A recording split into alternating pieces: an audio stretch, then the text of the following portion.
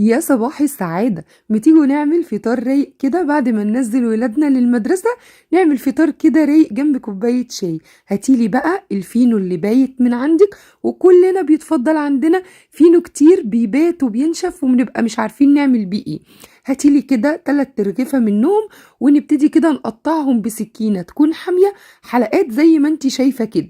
حتى لو الفينو عندك ناشف او انت شايلاه في الفريزر هتقدري تعملي بيه الفطار بتاعي النهارده. هنقطع بقى التلات رغيفه بالشكل ده، ويلا هاتيلي بقى طاسه او وك يكونوا ما بيلزقوش، نحط مكعب زبده كده نسيحه، ويلا نرصه كده رصه بشكل حلو زي ما انتوا شايفين كده، علشان يبقى في الاخر شكله كده منسق وجميل. نرص كده الحبات بتاعتنا بالشكل ده، شايفين؟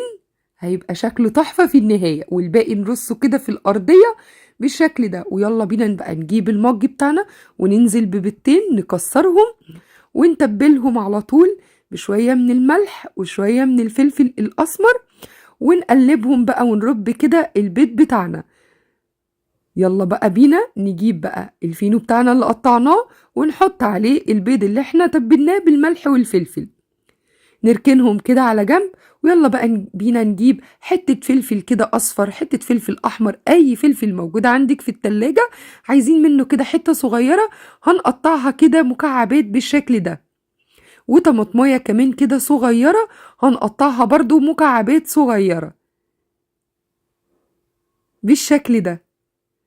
يلا بقى بينا نجيب الوك بتاعنا ونرص كده وننزل بالطماطم والفلفل على البيض والفينو اللي احنا عملناه، نوزعهم كده.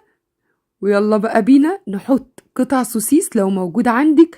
انا كان عندي هنا حتتين سوسيس فحطيتهم، تقدري تضيفي بسطرمة، اي حاجة انت عايزة تحطيها، مش عايزة تحطي براحتك خالص. بس احنا بنعمل كده فطار رايق كده لينا بعد ما الولاد ينزلوا، ودي احلى لحظة بنستناها، ان ولادنا ينزلوا على المدارس ونقعد كده بقى رايقين، ونبتدي بقى كده يومنا بفطار كده حلو ويدينا كده طاقة ان احنا نكمل بقية اليوم. شوية من الزيتون المتقطع، شوية كده من الجبنة المبشورة، أي نوع جبنة موجود عندك تقدري تضيفيها.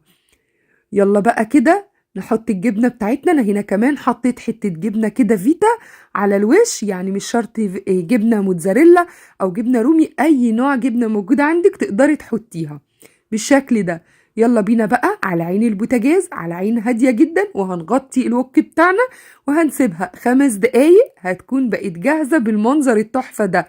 حطيها بقى في الطبق، ويلا بينا نعمل كوباية شاي بلبن بقى أو كوباية نسكافيه اللي انتي تحبي تبتدي يومك بيه.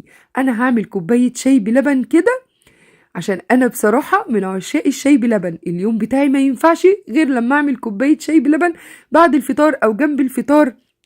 ويلا بقى استمتعي بأحلى فطار عملتيه من بواقي الفينو اللي بتفضل عندك وبتبقي محتارة مش عارفة تعملي بيها ايه. هتحضري فطار تحفة ولذيذ وطعمه جميل جدا.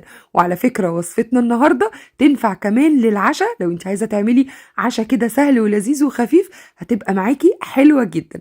اتمنى ان يكون الفيديو بتاع النهاردة عجبكم، وياريت لو عجبكم ما تنسوش لايك وشير للفيديو، وان شاء الله اشوفكم في فيديو جديد. بقول لكم مع الف سلامة.